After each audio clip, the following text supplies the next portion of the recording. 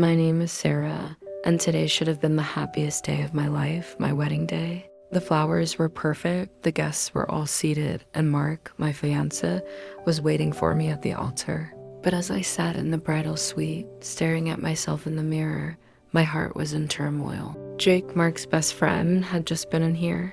He came to check on me to calm my nerves, or so he said.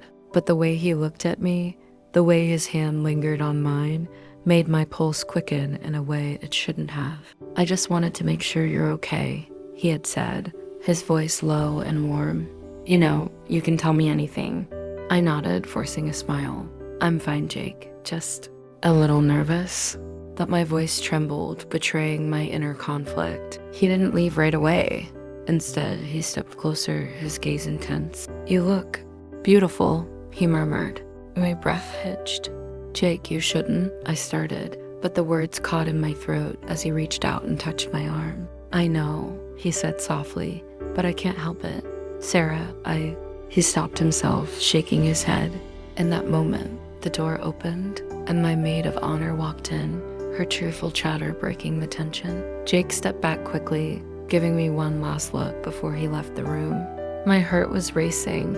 Now, as I sat here alone, I couldn't stop thinking about that moment, about the way he made me feel alive, exhilarated, terrified. The knock on the door startled me, and I quickly composed myself. "Come in," I called, my voice steadier than I felt. It was my wedding planner, informing me that it was time to walk down the aisle. I nodded, standing up on shaky legs. As I made my way to the chapel, my thoughts were a storm.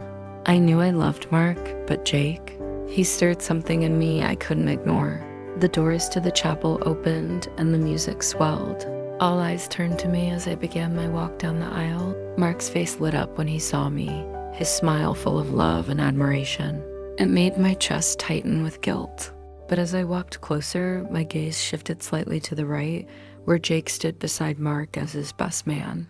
Jake's eyes met mine, and for a fleeting moment, it felt like the entire room disappeared, leaving just the two of us. I quickly looked away, my heart pounding. This wasn't the time or place for such thoughts, yet they wouldn't leave me. The ceremony proceeded, the priest's words washing over me like background noise. I barely registered them. When it was time for the vows, I hesitated for a fraction of a second before repeating after the priest. "I, Sarah, take you, Mark, to be my husband," I said, my voice steady but my mind a chaotic. Mark's vows were heartfelt and sincere, and they brought tears to my eyes, not from joy, but from the weight of my guilt. As the priest pronounced us husband and wife, Mark leaned in to kiss me, and the room erupted in applause. But even as Mark held my hand, leading me down the aisle as his wife, I felt Jake's gaze burning into my back. At the reception, I tried to focus on the joy of the moment. Guests congratulated us, and Mark never left my side. But every time I caught a glimpse of Jake across the room, my pulse quickened and my resolve weakened. Later in the evening, as Mark mingled with guests, I found myself alone on the balcony, the cool night air a welcome relief. The sound of footsteps behind me made me turn. It was Jake. "You shouldn't be out here alone," he said softly. "I needed some air," I replied, my voice barely audible. The tension between us was palpable, unspoken words hanging in the air. Jake stepped closer, his expression serious. "Sarah, I can't pretend I don't feel what I feel for you." "Jake, please," I whispered, my hands gripping the railing. "This is my wedding day. We can't do this." "But you feel it too, don't you?" he pressed, his voice low and intense. "Tell me I'm wrong, and I'll walk away." I opened my mouth to speak, but no words came out. My silence was all the confirmation he needed. Jake moved closer, his hand brushing against mine. "Sarah, just one moment. That's all I'm asking." My heart raced as he leaned in, his lips mere inches from mine. "Stop me if you want me to stop," he whispered. But I didn't stop him. Instead, I closed the distance, my lips meeting his in a kiss that was both desperate and forbidden. For a brief, stolen moment, the world faded away. There was no Mark, no wedding, just Jake and me. The kiss deepened, his hands finding my waist as he pulled me closer. My heart was racing, my mind screaming at me to stop. But my body betrayed me, leaning into him, surrendering to the moment I had tried so hard to deny. The sound of laughter from the reception drifted through the open doors, a stark reminder of where we were and what we were doing. I pulled away abruptly, my breath shaky. "Jake, we can't," I whispered, my voice trembling with a mix of guilt and longing. "I know," he said, his forehead resting against mine, "but it's so hard to ignore what I feel when I'm around you." I stepped back, creating distance between us. "This can't happen again," I said firmly, though my resolve felt paper thin. Jake nodded, his expression pained. "I'll respect that, Sarah, but it doesn't change how I feel about you." Tears welled up in my eyes as I turned away. "I need to go," I said, my voice barely above a whisper. As I rejoined the reception, Mark was waiting for me, his smile warm and welcoming. "There you are," he said, kissing my cheek. I forced a smile, pushing the guilt and confusion to the back of my mind. Tonight was supposed to be about us, about our love. But even as Mark held my hand and led me to the dance floor, I couldn't shake the memory of Jake's touch, his kiss. The night wore on, and the weight of my choices settled heavily on my shoulders. I was trapped in a web of my own making. As the guests began to leave and the evening came to an end, I found myself standing alone on the balcony once more. The city lights sparkled in the distance, and I wondered how I had let things spiral so far out of control. Jake appeared beside me, his presence both comforting and suffocating. "Sarah," he began, his voice soft. I turned to him, my eyes pleading. "Jake, please don't. I can't do this anymore." My voice cracked with emotion. He nodded, his own pain evident. "I understand," he said, "but I need you to know I'll always be here for you." Tears slipped down my cheeks as I looked away. "I need to figure things out," I said. "For myself, for Mark, for all of us." Jake reached out, his fingers brushing mine one last time. "Take care of yourself, Sarah," he said, his voice filled with emotion. As he walked away, I stood there, alone under the night sky, feeling the weight of everything I had done and everything I had lost. As Jake disappeared into the shadows, the lingering warmth of his touch remained, sending a shiver down my spine. I leaned against the railing, trying to steady my breath, but the memories of his lips, his hands, refused to leave my mind. The cool night air wrapped around me, but it couldn't extinguish the heat that burned beneath my skin. Lost in thought, I didn't hear the sound of footsteps approaching until it was too late. Jake was back, his expression unreadable. "I couldn't leave," he confessed, his voice raw. "Not like this, Sarah, not without one last moment with you." My heart raced as he stepped closer, his presence overwhelming. "Jake, please," I whispered, though my body betrayed my words. "I know this is wrong," he said, his voice barely above a whisper, "but I can't stop thinking about you, about us." Before I could respond, his hands found my waist, pulling me closer. His touch ignited a fire that I couldn't ignore. "Tell me to stop," he murmured, his lips hovering inches from mine. "Say the word, and I'll leave." But I didn't. Instead, I closed the distance, surrendering to the passion that had been simmering between us for so long. The kiss was electric, full of unspoken desires and forbidden longing. My hands tangled in his hair as he pressed me against the railing. Every touch, every movement was charged with intensity, a culmination of years of suppressed feelings. His lips trailed down my neck, leaving a trail of fire in their wake. I gasped, my body arching into him. "Sarah," he whispered, his voice thick with emotion. "I've wanted this for so long." His confession sent a shiver through me, and I couldn't hold back any longer. "Jake," I murmured, my voice trembling. The world around us disappeared as we gave into the moment, the night sky our only witness. The intensity of his touch, the heat between us, was unlike anything I had ever felt. It was intoxicating, consuming. As the moment reached its peak, the sound of distant laughter brought reality crashing back. I pulled away abruptly, my breath ragged. "We can't," I said, my voice filled with both regret and longing. Jake's eyes searched mine, filled with both understanding and sadness. "I know," he said softly, "but I'll never forget this." As he stepped back, the space between us felt like an unbridgeable chasm. "Goodbye, Sarah," he said, his voice breaking. I watched him walk away, my heart aching with the weight of what had just happened, knowing it would haunt me forever. As Jake disappeared into the darkness, the night seemed impossibly quiet, leaving only the echoes of what had just transpired. I stood there, my heart pounding, my body still trembling from his touch. The air felt heavy, charged with unresolved tension. When I finally re-entered the reception hall, the bright lights and joyful laughter felt jarring, almost surreal. Mark greeted me immediately, his smile warm and full of love. "Where have you been?" he asked, pulling me close. "I needed some air," I replied, forcing a smile. The weight of my guilt was overwhelming, but I hid it well. The rest of the night passed in a blur. I danced with Mark, smiled for photos, and thanked guests for their kind words. But my mind kept drifting back to the balcony, to Jake, to the fire that still lingered beneath my skin. As the night wound down, Mark and I retreated to our suite. He was in high spirits, his love for me evident in every gesture, but as he pulled me close, his lips brushing against mine, I felt a pang of hesitation, a reminder of what I had done. "Are you okay?" Mark asked, his brow furrowing in concern. "You seem distracted." "I'm just tired," I said quickly, kissing him softly to ease his worry. "It's been a long day."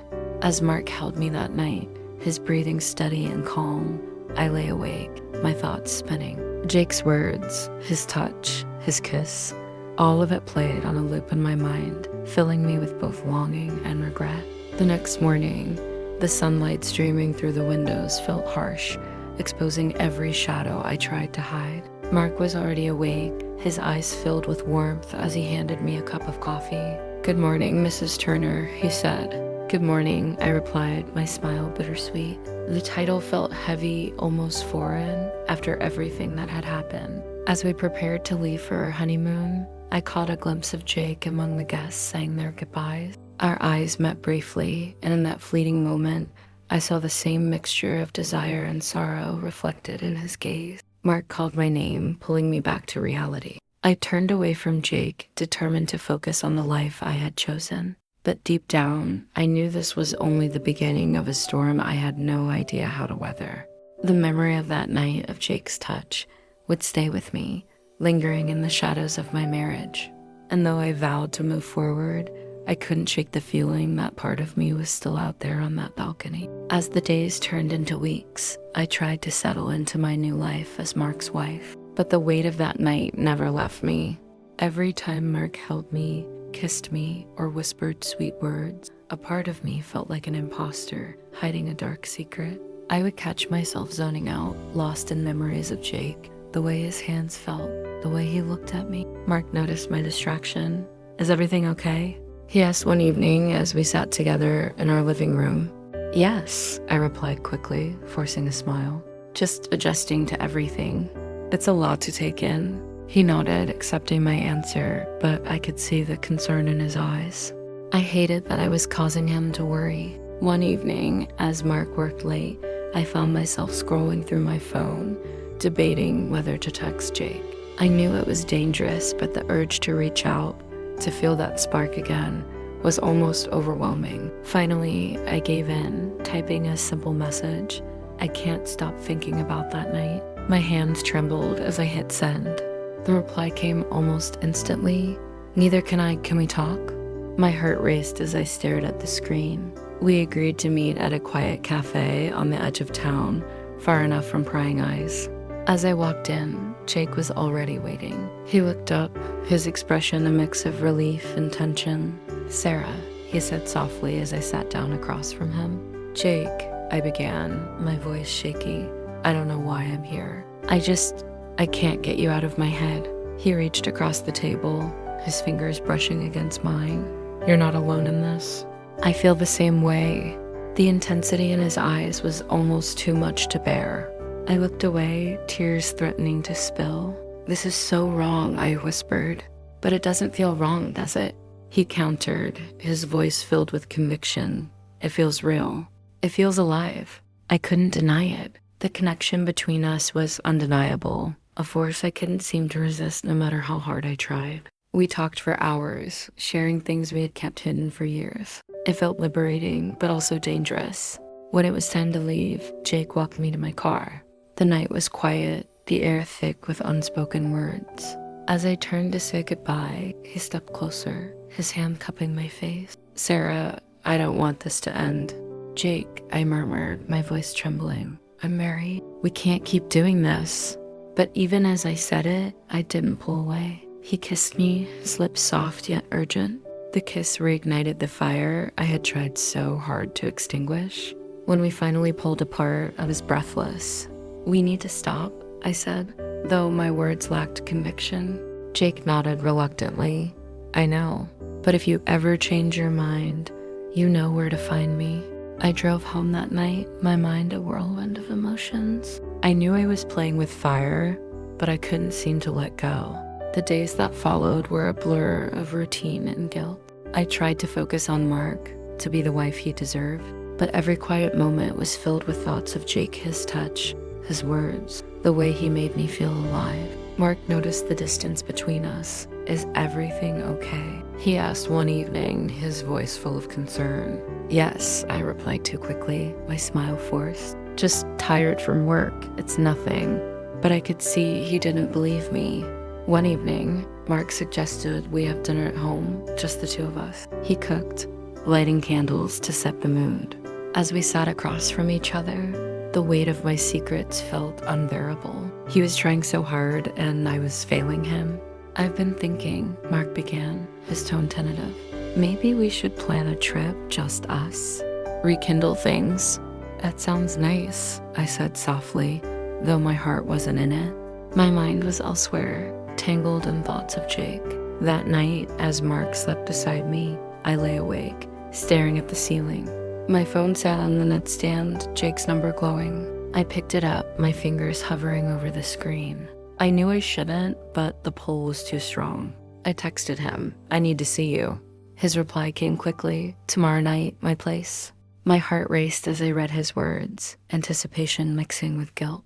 The next evening, I found myself outside Jake's apartment, my palms sweaty as I hesitated at the door. When he opened it, his smile was warm, inviting. "Come in," he said, stepping aside. I entered, my heart pounding. His place was cozy, the lights dimmed. He poured me a glass of wine, and we sat on the couch, the tension between us palpable. "I wasn't sure you'd come," he admitted, his eyes searching mine. "But I'm glad you did." "I shouldn't be here," I whispered, my voice trembling. But I couldn't stay away. Jake reached out, his hand brushing mine. "I don't want you to regret this," he said softly. "Tell me if you want me to stop." I shook my head, tears welling in my eyes. "I don't want you to stop," I confessed, my voice barely audible. He leaned in, his lips capturing mine in a kiss that was both tender and passionate. My resolve crumbled as I melted into him. His hands moved to my waist, pulling me closer. The warmth of his touch sent shivers down my spine, igniting a fire within me. Time seemed to blur as we lost ourselves in the moment, every kiss, every touch consuming us completely. As the night deepened, I found myself tangled in his arms, the weight of my choices momentarily forgotten. But as the first light of dawn crept through the curtains, reality began to set in. The guilt returned, heavy and unforgiving. "I should go," I whispered, my voice thick with emotion. Jake nodded, his eyes filled with understanding and sadness. "Take care of yourself, Sarah," he said, his voice gentle. "No matter what happens, you'll always have a piece of me." I left his apartment, the cool morning air biting against my skin. Each step away from him felt heavier than the last. As I drove home, the weight of what I had done pressed down on me, a reminder that some choices can't be undone. When I walked into the house, Mark was still asleep, his face peaceful, unaware of the storm raging inside me. I stood in the doorway, watching him, my heart heavy with guilt. How could I reconcile the love I had for him with what I had done? As the morning sun streamed through the windows, I realized that I had crossed a line I could never uncross. The warmth of Jake's touch still lingered on my skin, but so did the cold weight of my betrayal. Mark stirred awake, his eyes opening to find me standing there. He smiled, a smile that pierced my heart. "Good morning," he said softly, reaching out for me. I climbed into bed beside him, my mind a whirlwind of regret and longing. As he wrapped his arms around me, I vowed to never let this secret destroy what we had. But deep down, I knew it already had. The choices we make define us, and I had made mine. Now, I would have to live with the consequences one day at a time.